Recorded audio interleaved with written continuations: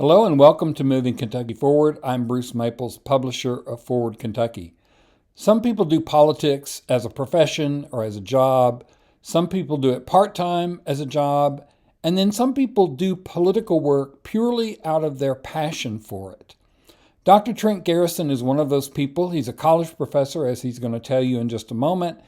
But on the side, he does analysis of elections and registration and voter trends over time, and it's just fascinating work. He does some really great graphs that show all this data, and I love looking at the work he does and learning more about our state and how our voters are voting and so on and so forth. So a few weeks ago, he did a story for us, and as I said, I'm going to link it in the video here in a minute. But I wanted to have him on the show so he could share more graphs with you and so you could see some of his work and learn from the work he's done about some trends in Kentucky voting and voters. So without further ado, let's hear from Dr. Trent Garrison.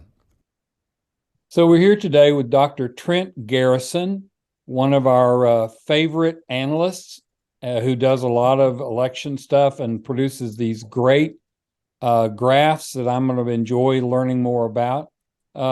Trent, welcome to Moving Kentucky Forward.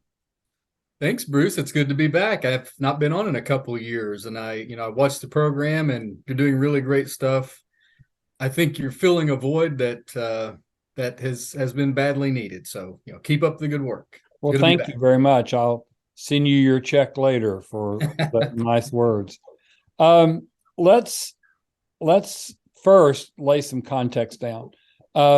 Why don't you tell a little bit about yourself and what you do now for a living and where your doctorate is and so on and so forth? Yeah, sure.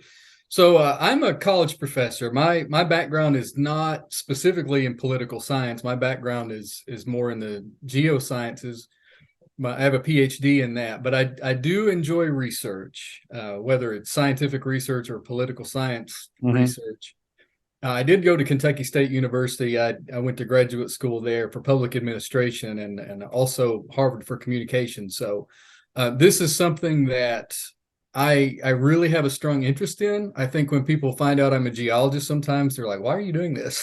Yeah, But yeah. it is really interesting to me. It's the data side of it more than anything else. So you did a story for us a few weeks ago, which once I edit this, I'll put in a link to it in the video about the impact of did Kentucky is Kentucky really turning red, or is there something else going on? Right. And I don't want to spend a lot of time on that story. Can you give us a summary of what you had in that article?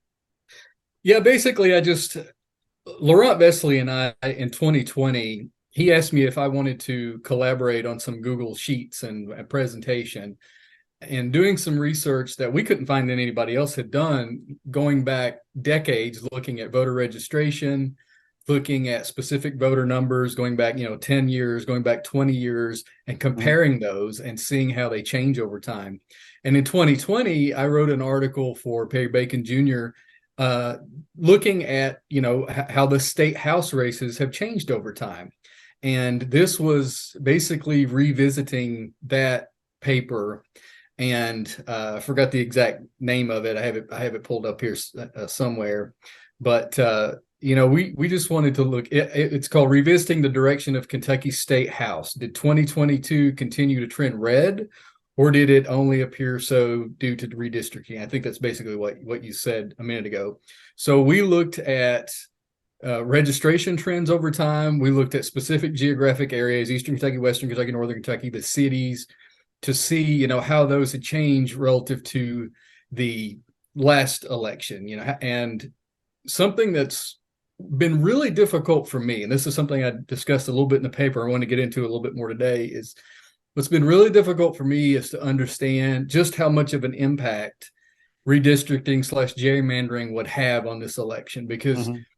when we did the analysis in 2020, looking back at 2016 previous presidential elections, previous gubernatorial elections and stuff, we had a baseline for that. We had pretty much an apples to apples comparison, because we could compare HD 88 or whatever House district it is to the previous year. Well, this year we couldn't really do that because a certain number, a high percentage of them were changed. Now, not all of them were changed, and I'll show you, some examples of that in the end, and the impacts that has on how well Democrats perform. But I just wanted to look at that in a little bit more detail. So, what conclusion in that article did you come to? Is the state just inexorably on this track to being completely red, or did the redistricting sort of skew the results this year? Well, I don't want to give away what I'm going to talk about at the end of this little presentation I have, but I have some maps and some charts that I want to show you before I get into that. Okay, all right. But just a little hint, though. I think that the fact that redistricting occurred and gerrymandering, if you want to use that word, I think we have some evidence here. Finally, it took a lot of work. I'll be honest with you. It was a lot of work, especially I didn't have anybody helping me this year. So I think we have some evidence to show that if redistricting / gerrymandering hadn't happened this year, then things would not have gone that badly for Democrats. Okay. So just as a reminder to our listeners, this is both a podcast and a video cast. And so obviously the podcast people aren't going to be able to see the graphs that you're about to show. If you want to see them, you can watch the video on YouTube, or you can come to the website, and in the story where I post the podcast and the video cast, it's one story. I'll include the graphs below that so that people can see them while they're listening to the podcast. So with that, Dr. Garrison, why don't you share away? All right. Well, I appreciate it. I'll go ahead and get started. I'll try to explain this in at least a little bit of detail for those who may be on a podcast. Okay. So the first thing I wanted to revisit was Kentucky voter registration over time, and refine this a little bit more. I published this in the first paper years ago, but I couldn't find that anybody had produced a graph. I mean, you can go to the Secretary of State's website or Board of Elections, and you can find all these data in, I think, starting with Allison Lundgren Grimes' years in Excel format. Before that's scanned in PDF. So, basically, you have to go in and add it manually to create these charts. So I decided to do that and just start keeping track of it on my own. So just looking at this chart, you can see anyone who's listening to this or watching this is probably at least a little bit of a political junkie. So right. You probably already know, if you're listening to this, that Kentucky, at least as far as registration goes, on paper has historically looked blue as far as registration goes. So you can see how Democrats going all the way back to 1980 have done a better job as far as registration goes in the state compared to Republicans. And they started closing that gap going post 1990 and forward until, I think it was July, don't quote me on that, but this summer at some point, Republicans finally eclipsed Democrats for the first time, at least in modern history. And I'd been posting these one by one, doing these charts and just kind of listening to what people want on my Facebook and Twitter. Mm-hmm. Somebody asked me, because I originally hadn't included independents and other at the bottom. So they said, include that. I've heard just, anecdotally that there are a lot of people registering independent these days. It turns out that's really not. I thought that might be the case too, but it's been pretty consistent for the last 20 years or so. You can see over there, right, the percentages. So I added all that in, and we'll see what happens in the future. But the Republicans are trending in the right direction for them. Democrats are starting to slowly taper off a little bit, and independents and other are pretty consistent. So I want to ask one question here, if I may. I'm looking at this graph, which is very helpful, by the way. And even though the Republicans were closing the gap a little bit in Bush Senior, Clinton, and G.W. Bush, there wasn't that close. And then when you get to the Obama years, suddenly the Democratic registration just goes flat and the Republican takes off. So without drawing too many conclusions from graphs, because that can be dangerous, is the fact that we had a Black president a factor, do you think? Well, I'm not a political analyst. I'm more of a science data person. But I think the numbers. If you just look at the graph and the numbers, something happened there. Yeah. Something happened during the Obama years, and certainly during the Trump years, as we'll see on the graphs coming in the future. Trump, especially for whatever reason that I'll never be able to understand, Trump was able to pull people out who had never voted. And I say that anecdotally because I've heard it as someone who's worked at the polls for many years. We saw people coming in; they had no idea how to vote, and they'd never voted. And they said, they came here specifically to vote for Trump. And I know there's been criticism during the Obama years of not reaching out enough to like Kentucky and things of that nature as well. But I'll leave it up to others to make those sorts of conclusions. But yeah, I mean, it's unfortunate if you're a Democrat looking at this and you've seen that we've had just such a huge advantage in the past, and it's just slowly slipped away over time. Right. Well, the next thing, if you want to move on, the next thing I have here is unopposed races, state house races, and I think somebody asked me to put this together as well. So I guess I didn't realize it at the time that this year Republicans had more unopposed seats this election cycle in the state house than any time in modern history. 42 at my last count when I put this together a few weeks ago. So that's quite a number. Now, I see things on social media just like everybody does. Certain people blame certain others. There's plenty of blame to go around for why this is, but I can only speak anecdotally, and what I've heard from others is it's easy for us to say, call somebody up in a blue city and run. That's not really perhaps it's not as difficult as it is in rural areas where people feel threatened to put up a sign that's a Democratic sign. I've heard that from a number of people in Eastern Kentucky, Western Kentucky, and even some parts of Northern Kentucky. So I know that people in grassroots groups, people in parties, county parties, state parties have tried to recruit folks from certain areas, but they've just had a hard time doing so because of how vitriolic the rhetoric has gotten these days. Yep. Yeah, that was the number of unopposed seats was certainly a strong factor in the whole way the thing went. And yes, we talked a lot about recruiting, and there are a number of people who chided me for my attitude that every race should be contested. And they said, look, we can't get people to run in some of these districts because they're even to the point of being scared for their physical safety. So, yeah, I see that. Okay. I guess it doesn't matter what I think, but I'll say it anyway. I have a hard time balancing this because I don't want anybody to feel threatened with their life and with their family. If they're if they're living in a place where they're gonna feel threatened and all these crazy things, you get these messages on social media, people threatening you and your family and all that just because of what they see something in the national news. But at the same time, you can't win a race if you don't try. And I think sometimes people have the attitude of, if I'm running in a 70% Republican county and it hasn't voted Democrat in 30 years, why waste my time in doing that? But I think there's some arguments to be made. I mean, you can gain good experience. You might get your name out there and end up running for city council. I've seen a lot of people do that. Running for city council, running for school board, get their footing in a certain race, just learn the system because, people are needed in public service. Okay. Yeah. So the next one is voter turnout by year. And I tried to put this all, I tried to figure out the best way to do this. And I just decided to put it all on one chart and to color the different years in different colors. So in gray, you have the midterm races.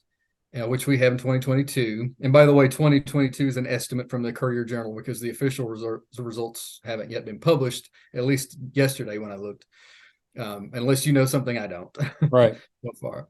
The orange is presidential years, which, of course, those years are higher if those on podcasters.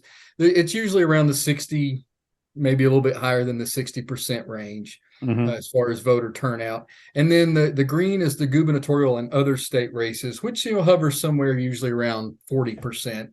Some years are lower, a little bit higher than that, but that's what we've seen over time. Now, the voter turnout this year, which is the estimate from the Courier Journal, by the time this is published, maybe the official results will be out. But it looks like right now, this is a pretty low turnout year. Which is interesting. It's a midterm year, so we expect it to not be like a presidential year up in the 60s or around 60, but 42% is the lowest. If that number holds, that will be the lowest midterm we've had since 1994, if my numbers are correct. Yeah, I'm really surprised by that. I thought we were having huge turnout, and I'm just really surprised.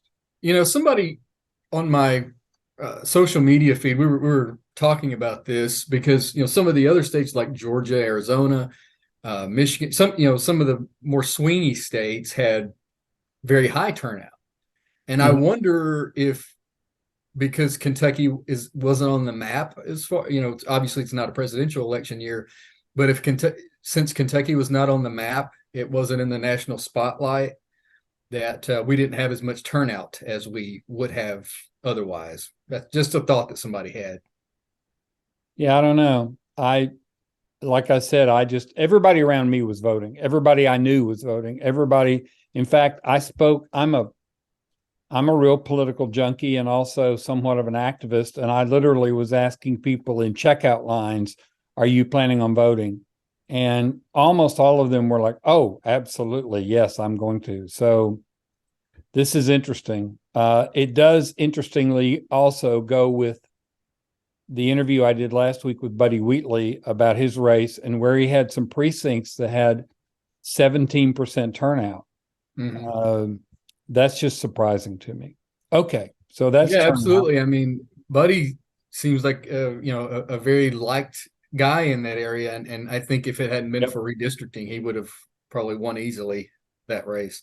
Yep. Yeah, but I'd heard the turnout in that area was low as well for whatever reason. All right, turnout by party. I don't have the updated 2020 numbers, but it was requested that I put one of these together, and this basically just gives an idea of the turnout from the different parties over the year. So if you look at 2020, 52% of Democrats turned out, 64% of Republicans turned out to vote, and 45% of that very small 5%, I think it was, number of independents and other turned out to vote. And you can compare that over time. You can see, of course, the Trump election years, 2020 and 2016, had very high, and as did Obama's election, had very high Republican turnout numbers, and they're all 45, reasonably high Democratic numbers and independent and other numbers as well. So, okay, hold on a minute. If 64%, okay, never mind. I answer my own question in my head. If 64% of Republicans turned out and 52% of Democrats turned out, how do we get a turnout total of 42%? But I think I understand that. Yeah, I see what you're saying. When I thought maybe when you saw this, you might think it needs to add up to 100 or something like that. But No. but this is of the Democrats. So 52% of registered Democrats turned up to vote. 64% of registered Republicans turned out to vote, and 45% of the independents and other turned out to vote. So because we now have less Democrats registered than Republicans, our turnout has to be much higher to have a real shot. So another thing, I posted this. I like maps, and I created this. There's a website. I can send it to you later if you want to know. I can't remember the name of it right off, but there's a website out there where you can create your own maps, and this is like GIS, but it's much simpler than that. And I wanted to look at current voter registration per the most recent update in the Secretary of State's office. And the most recent update, at the time of this recording at least, is in October of 2022. So if you look at the current registration of Democrat versus Republican, I color-coded each county. And what you'll notice is there's still quite a few counties in Eastern Kentucky that are hardcore registered Democrat, but they certainly don't vote that way. Floyd County has been known for a long time to be a heavily Democratic county. Perry County is a pretty heavily Democratic county. Um, Elliott, Bath, Morgan, Rowan, some of the others in that region. But since post-Obama years and especially Trump years, they voted heavily Republican. Even so a lot of people, at least on the national level, and to some degree on the state level, cross party lines to vote Republican. How did they vote for local races? I've been there's lots of good conversation on this, and I think I quoted a couple people in the paper, and somebody said I can confirm this. I think it was from Logan County, down here in South Central, kind of Western Kentucky. Said that I can confirm this. Everybody I know in my family and friends are registered Democrat, but they all watch Fox News and Tucker Carlson and all that, and they vote straight Republican on the national level.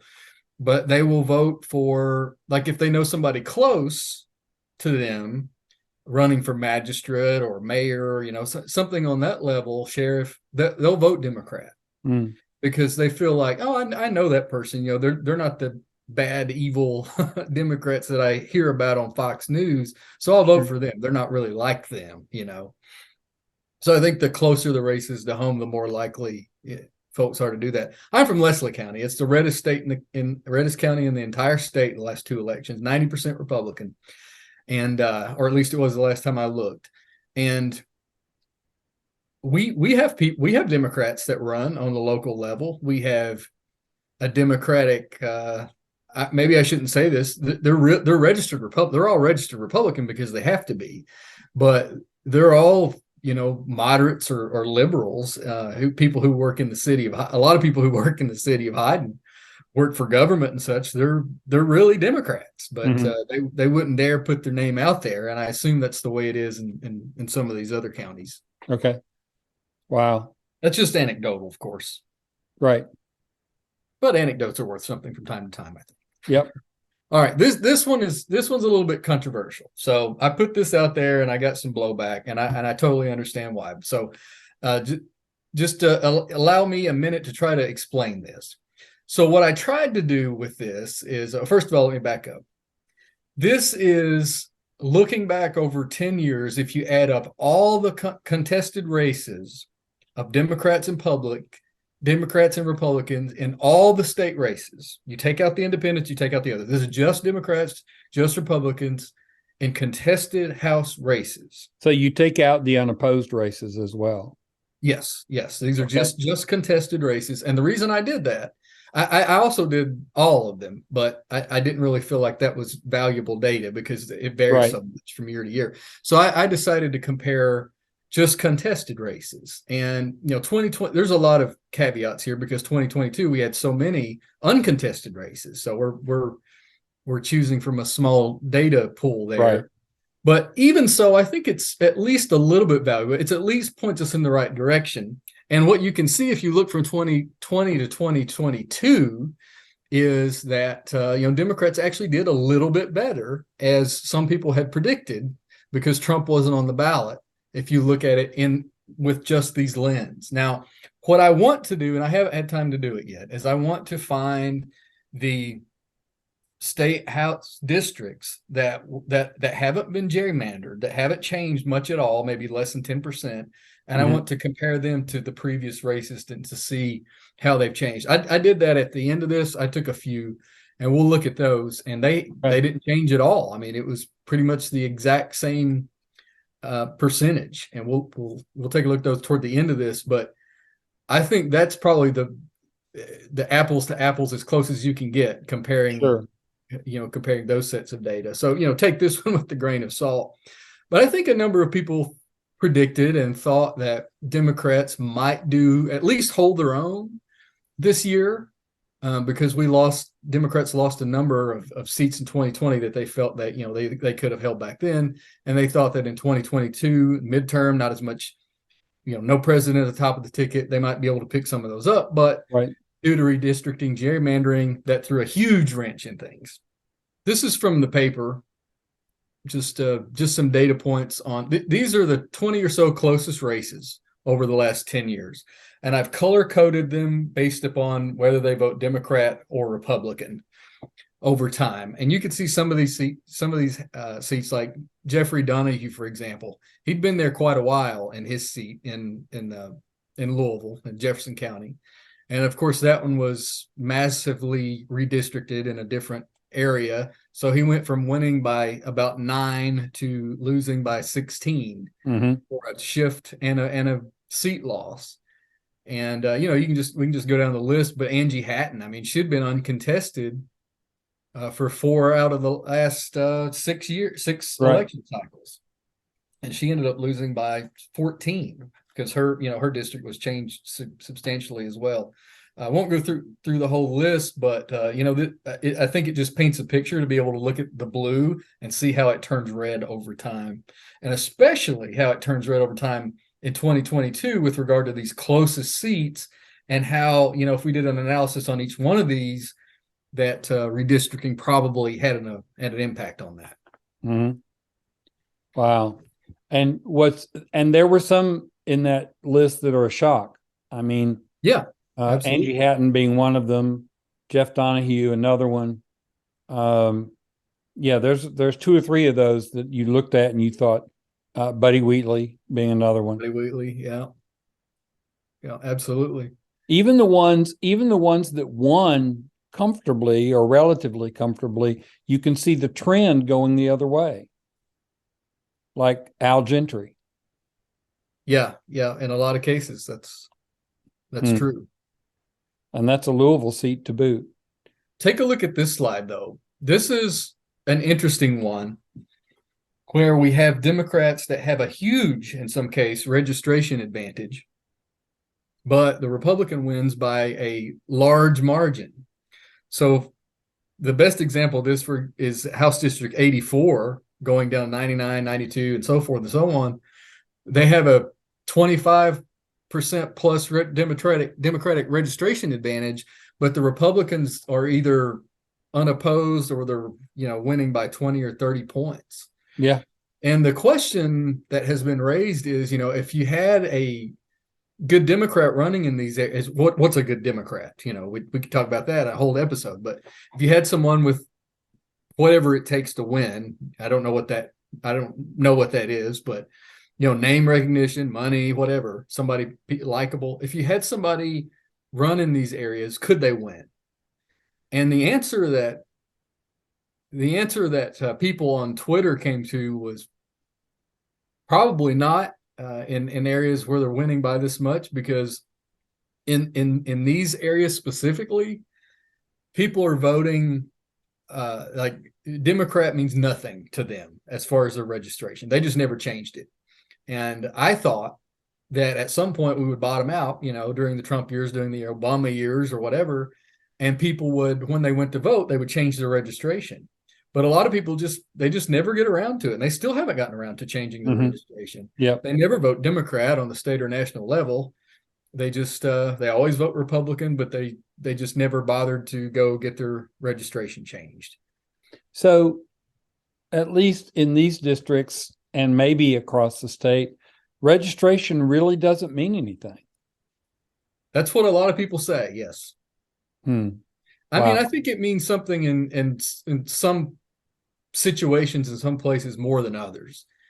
In my circle and in Lexington, in some parts of Louisville, at least, in some parts of northern Kentucky, and maybe Frankfort, I think the voter registration mirrors what the results are more closely, certainly, than in some of these areas on the screen right now. Yeah.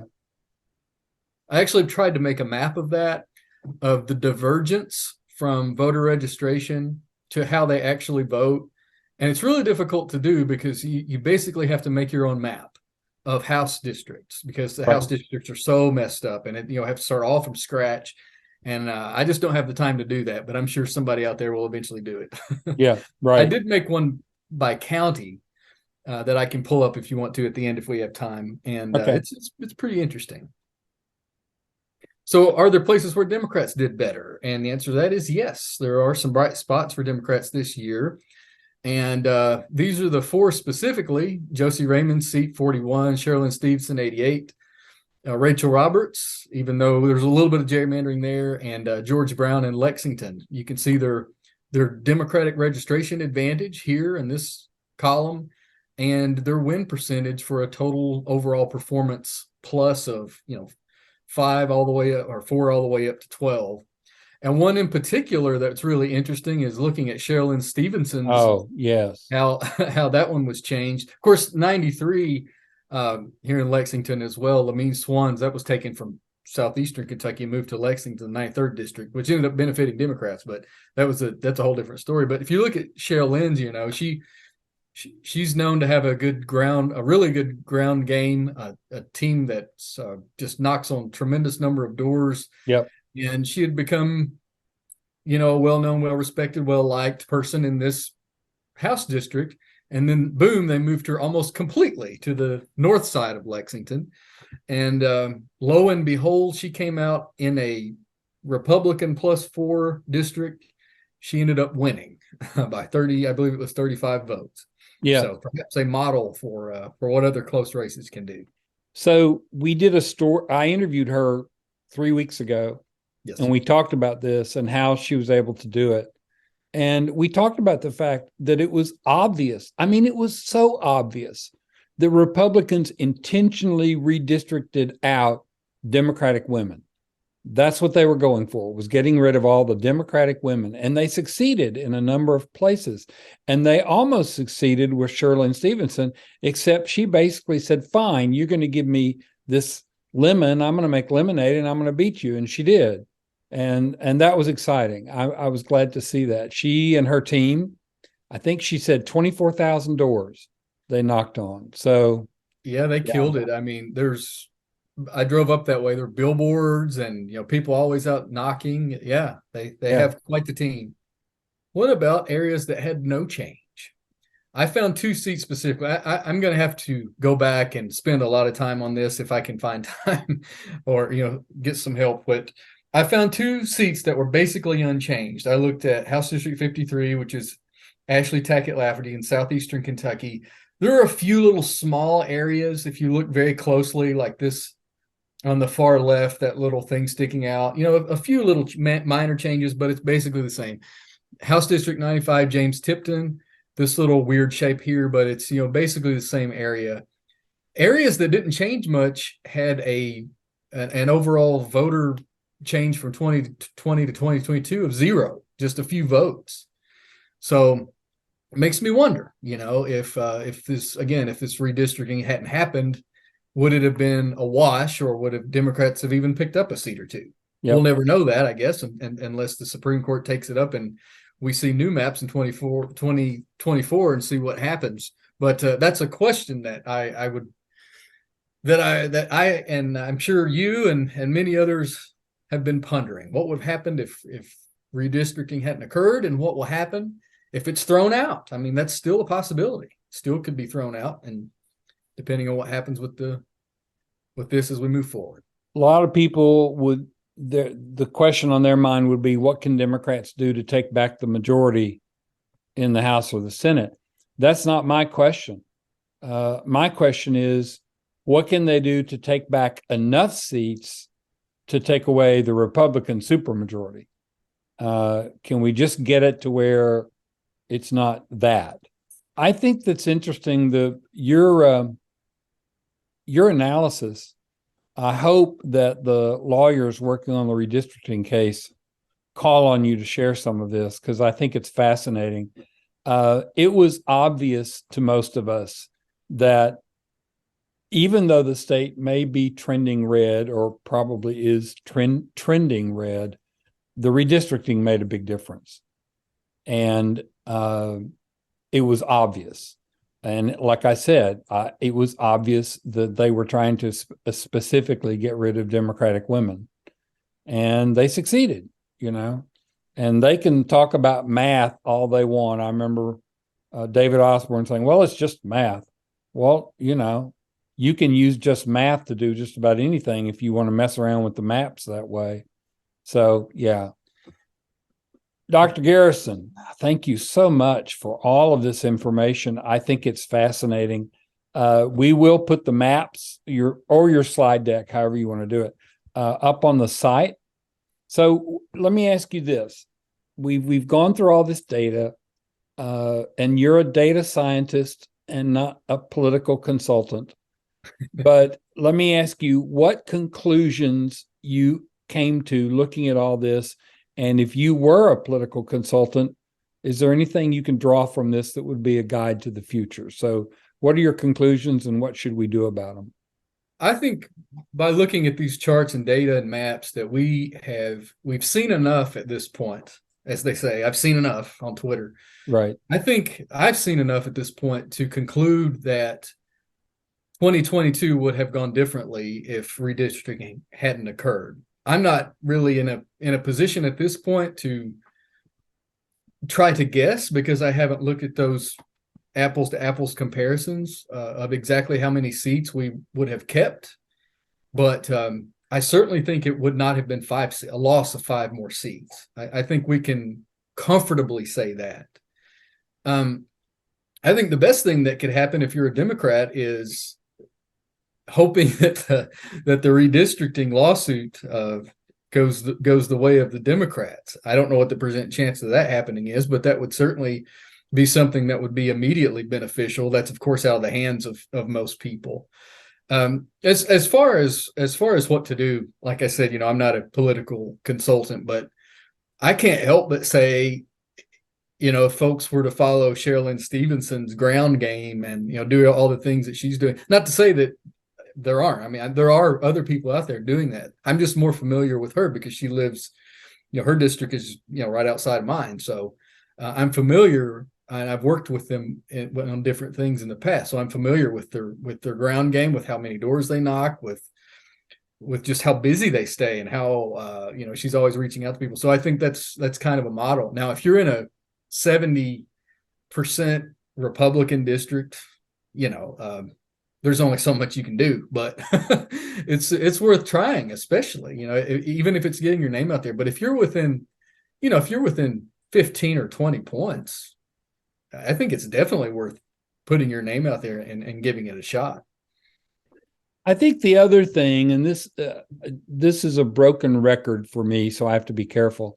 I think the other thing is having local county parties or the state party or somebody be doing recruiting, not necessarily with the idea that you're going to win this race, but that you're going to get some experience. And then we're going to run you for school board or county commission or something. And you build up a reputation, like you said, of somebody, well, even though he's a Democrat, he's okay, or she's all right, I can vote for her. And you eventually get to where people trust you, not because of the letter after your name, but because of who you are and the service you've done. And yeah. I think that we wait until the last minute and then recruit for the big races. And what we should be doing is recruiting for the smaller races and grooming those people, and then enlisting them like 2 years before. Right now, we should be looking for people for 2024 for the state house. So that's absolutely. And there's a number of people who ran for the first time, and I got to know them just by going and listening to them talk and that sort of thing, who I think have the potential to be really good. I won't mention any names here, but who I think have the potential to be really good candidates. It's just, finding the right time and the right seat for those people. Like you said, you're not always going to win on your first time. And I think they realize that. But yeah, I think you're absolutely right. It might be a school board seat. It might be city council. It might be, soil and water supervisor, whatever that is. Exactly. But yeah, absolutely. You got to start somewhere. And there's always a need for public servants out there to serve their community and their state and everything. So hopefully some of this apathy that we've seen will go away the next time around. Let's hope. All right. Thank you, Trent Garrison, for your information and sharing your very interesting graphs. They will be on the website under the video and audio. And happy holidays to you, Mr. Garrison. You too, sir. I appreciate it. Thought I'd put on my hat for for the good cheer of the holiday season right before we abscond. So I appreciate you having me on, and I will see you next time. That was Dr. Trent Garrison sharing with us some of his research and analysis, and especially the graphs he did of all this data about voting and registration and trends over time. I found it really interesting. I hope you did too. And you can be sure to check out the graphs on the website under in the post. I'd like to mention before I leave that we are having a sale right now on membership. And what does that get you? Well, with the General Assembly coming, if you sign up at the partner level during the sale, you can get the daily update. We mail out an update every morning on what happened the day before in Frankfurt to keep you up to speed. There are other things we have, like a bill tracker where you can track the bills you want to track and find out how they're moving, and many other things, plus, of course, all the content on the site. If you're interested in that, go to the site, and at the very top, there's a link to the sale page, and you can sign up there. Thanks for being with us today, and we'll see you next week.